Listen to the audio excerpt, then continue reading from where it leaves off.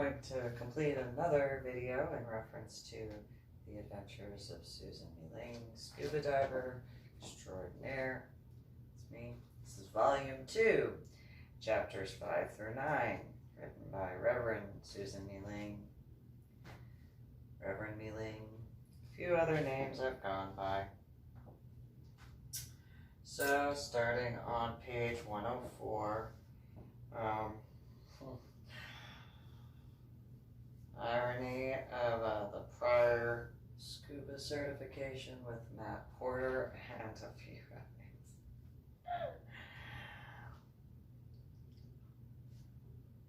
Irony.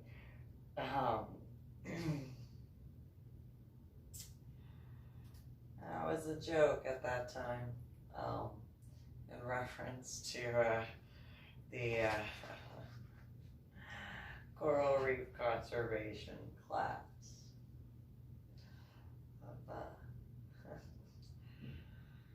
If I was ever taken out of the state of Texas, I'd have been kidnapped.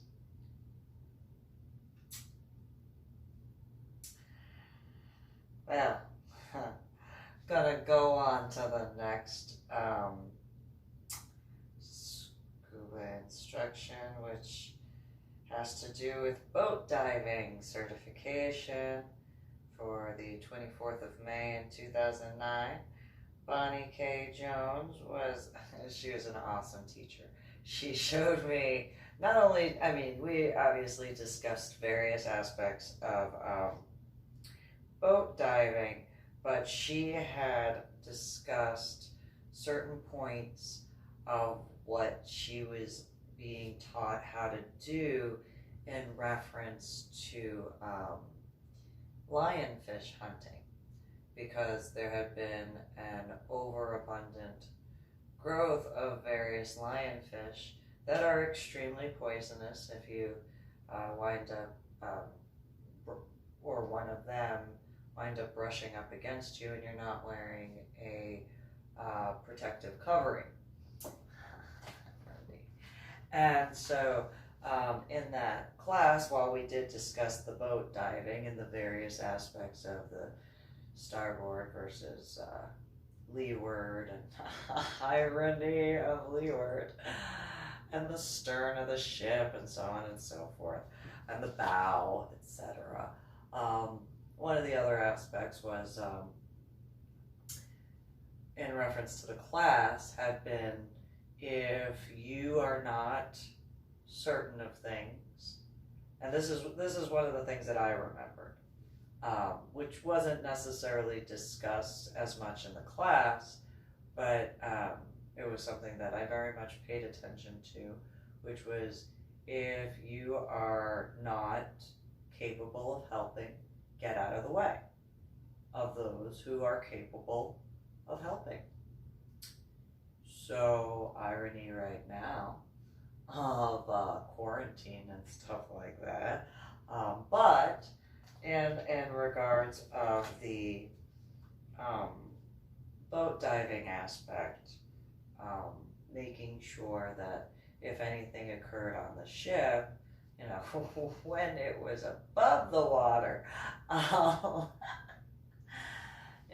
not that you want anything like that to occur, but if something like that were to occur, you get out of the way so that way those who run the ship are able to do what needs to be done. And so, while it wasn't necessarily discussed as much as the certain areas of, as well as the different types, that particular point realistically kind of stuck with me in certain regards, where it was like, okay, if I can't help, I'm not going to pretend I know something that I don't. There's no reason for that. That doesn't help anybody. That actually causes more problems than it's worth. And so, I've never denied the shortcomings in regards to the issues with my after effects from my head injury on Palm Sunday in 2000. And while I know that it annoyed a lot of people over the years, that they couldn't see the effects of my head injury on Palm Sunday in 2000. They couldn't see my headaches. They couldn't see my migraines.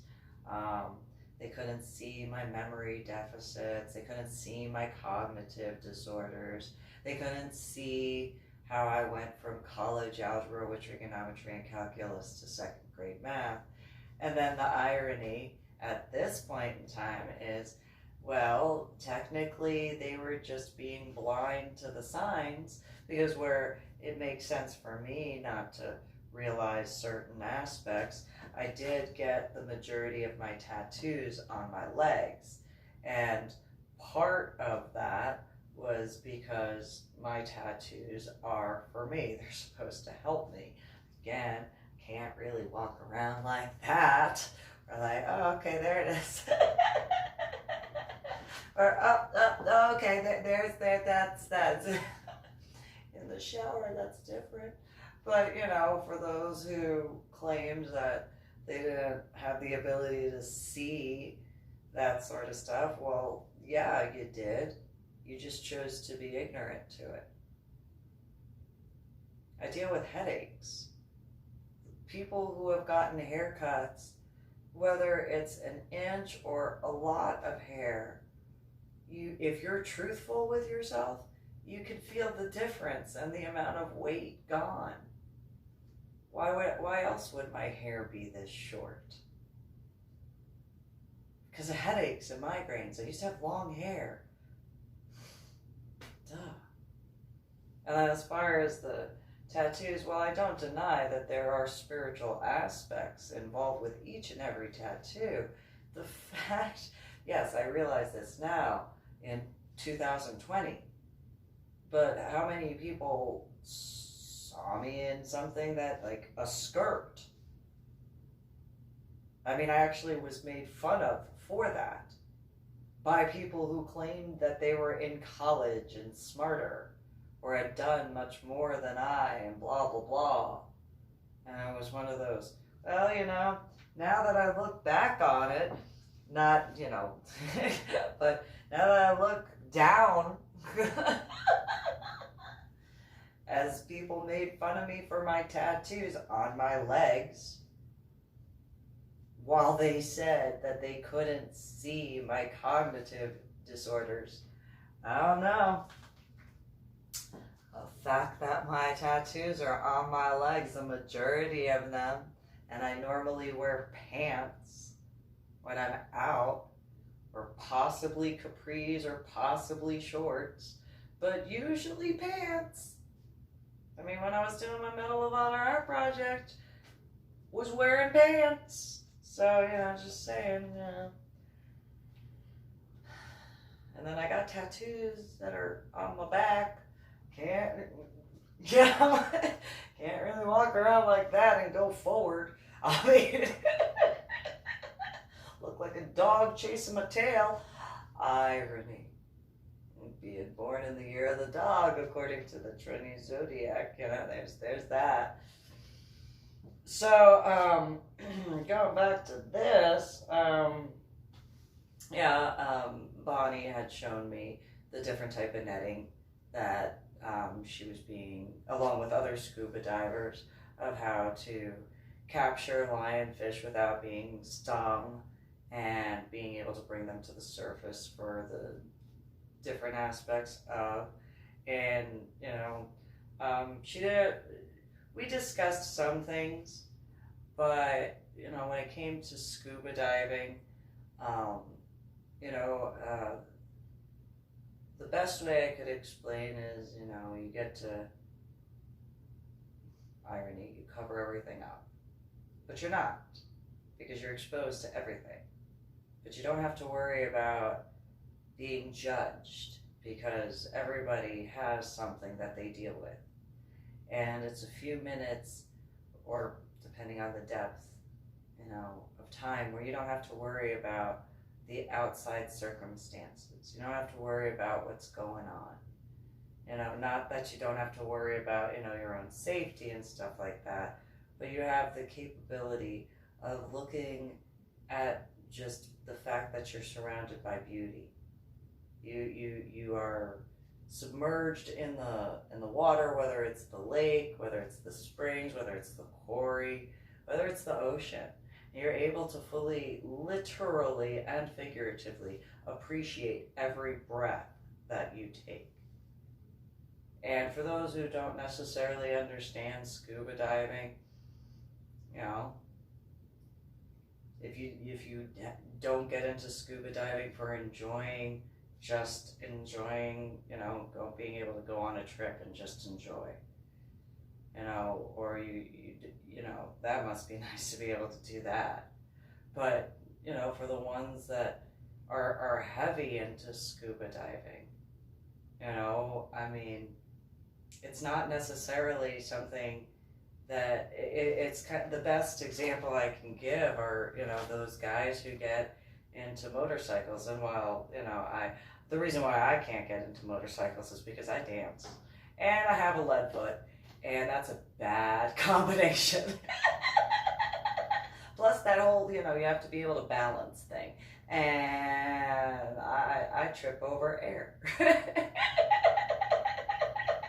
I could just envision, you know, listening to some music, and then there'd be a rock while I'm bouncing around, and then not that'd be a bad outcome. So, you know, I don't ride on motorcycles. But I respect them and I give them extra space so that way they don't have to worry about that. But yeah, as far as scuba diving is concerned, you know, you literally appreciate every breath you have. You're very mindful of every single thing you do, because the slightest flick of your fin can disrupt things, the slightest anything. And so while, yes, there's no denying it is an expensive sport, it is. It also takes a lot of training to do it right. To have as many safe descents and safe ascents. It actually takes quite a bit. And though mainly in the non-scuba diving area, I would get teased because it was one of those, oh, you know, you're only doing, no, if you understood. But if you also take that into consideration of just a few minutes, a couple of hours here and there, despite what individuals that I knew at the time thought, ignorantly and arrogantly. That being said, and going on from that, yeah, the class with Bonnie, you know, there were certain things that I knew that we had certain similarities and understanding. It was an unspoken sort of thing, and I mean, you know, almost one of those, you know, when discussing certain things about my now dead ex-husband, she didn't have to say anything. She didn't have to say anything, just the way she looked. It was one of those, oh, I read that body language, and I was like, yeah, sort of thing. So, you know, while some might only look at the cost when it comes to scuba diving, it's more than just finances for scuba diving. Far more. So going into the next certification that I earned, the underwater naturalist. Kevin W. Murphy had been the one who had taught me that. He had been an instructor of mine for several certifications, and he had discussed various points in the classroom as well as at Clear Springs Scuba Park about the environment in the water as he taught the class. And at some point, I had asked about the search and recovery aspects of the police officer version of scuba divers. You know, and now that I think about it, just real quick, I distinctly remember when I surfaced from the Vandenberg bottom of the ocean area. I told a couple of the boat guys, you know, irony, when I had surfaced, I had said, I don't want to get in trouble with the scuba police. And each one of them said that there's no such thing as scuba police. And yet I had an instructor who did scuba and was a police officer.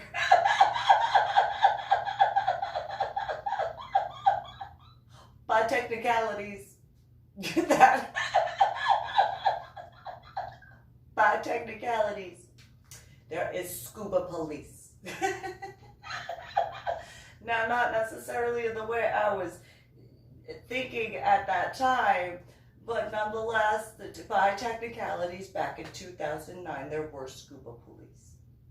There's still scuba police now.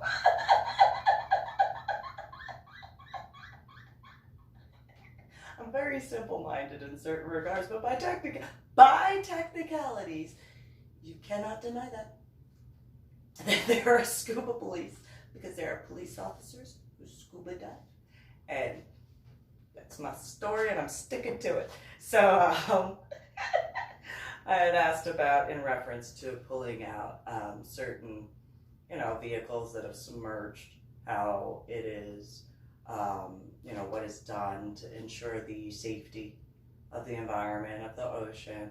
And Kevin was just, he didn't go into much detail in certain regards, but was, very much, there were certain standards that were set per, city and county to attempt to do the best as possible, because of course every body of water is different. So as far as, even if you really, even though it's all interconnected, if you really think about it, but nonetheless, as far as the recovery, it does make a difference whether you're retrieving a vehicle and what type from a reservoir in comparison to a lake, in comparison to a river, in comparison to the ocean.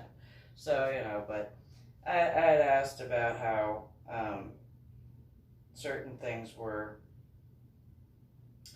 done, and, certain things were unavoidable in regards to retrieving certain things. And then there were other things that, were discussed in reference to what was able to be avoided for the safety of the environment, sort of thing. So, but I always enjoyed speaking with Kevin. I enjoyed speaking with all of my scuba instructors, because each of them had something, not just because of the class being different, they always had something different to discuss, and it was never, there was never animosity. It was always just genuine education in an overall sort of way. There were points where it's like, what do you mean you got a deal like that on that? What'd you get a deal? Where'd you get that deal?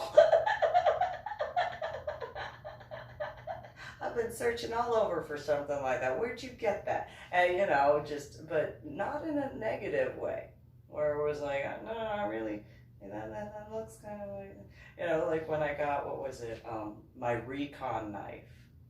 Oh, when I got my recon knife, everyone was like, what type of knife is that? What type of knife is that, Susan? Oh, it's my recon knife. I got it strapped, and that's right. And they were just like, well, what does it do? And it's like, well, it's got scissors, it's got a knife, it's got this, it's got that. They're just like, oh. Yeah, it's an all-in-one. Yeah. Can I see it? Yeah, you can see. I can touch it. Yeah, you can. Like, ooh, it's not that. Yeah, it's not that heavy. It's nice with weight, and you just put it. It just fits right in there. You're just like, there you go, right where you need it. It's got a strap, and I have a few ideas if I need to have it, and use it if I have to. Don't want to ever have to use that recon knife, but let me tell you, I'll be ready.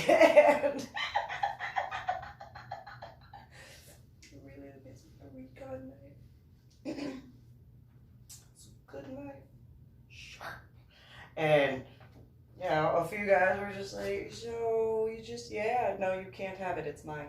You know, because a few guys were just like, well, you know, if you don't, no, mine. You can get your own, but that one's mine. Like, mine, mine. And, you know, you can get your own, I want that one. That one's mine. Because it's mine, and I found it, and it's mine. You can look at it. I'll let you, you know. How'd you get the blade that sharp? Well, you know. Spent a little bit of time with that. I made sure that I took care of it, and that way, made sure. So yeah, so you know, just one of those things.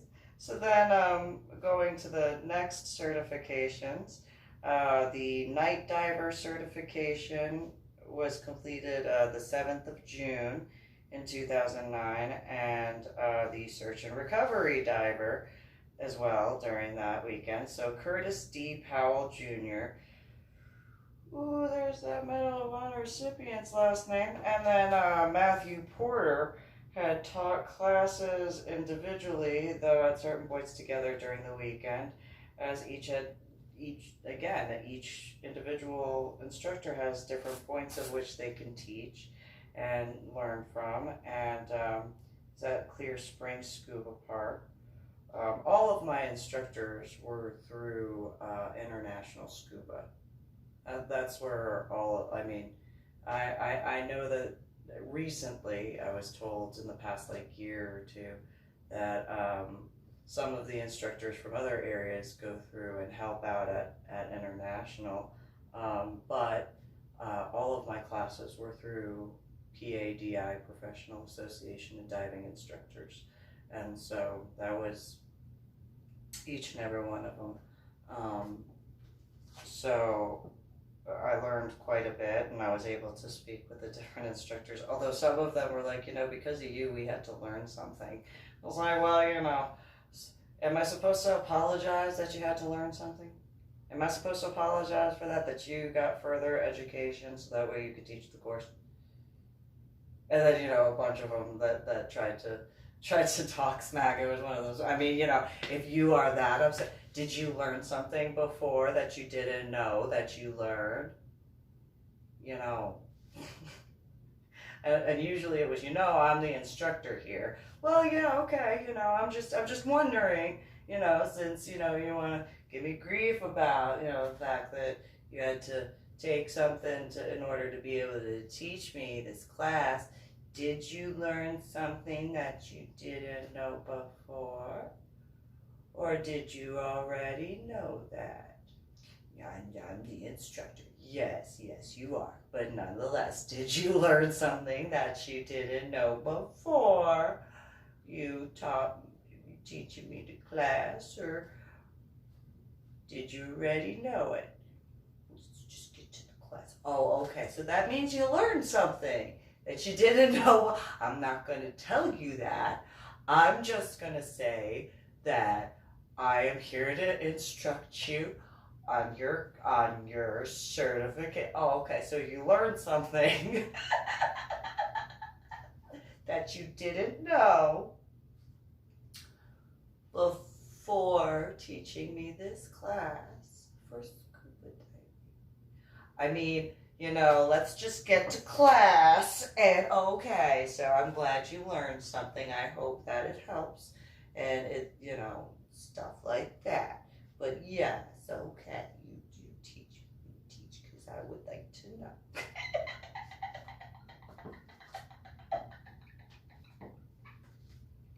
And so the aspects of the night diving was really a lot of fun because of seeing the differences between the way the animals interacted at night in comparison to during the daytime, of course. And then the search and recovery, usually they hit stuff in the kelp along the banks, you know, where the fishies were. And then, yeah, I took some pictures with scuba diving. I thought I had put them in the book, but apparently I did not. Thought I did, but yeah, I had taken some pictures from the night diving certification course. I don't know. Alright. So apparently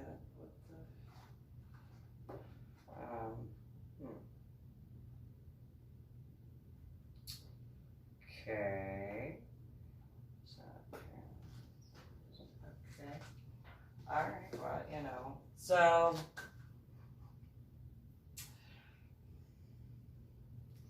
anyway, thank you for tuning in. But yeah, so that particularly ends the aspects of that, and so those are the SCUBA certifications for that. Thank you, and subscribe to my channel.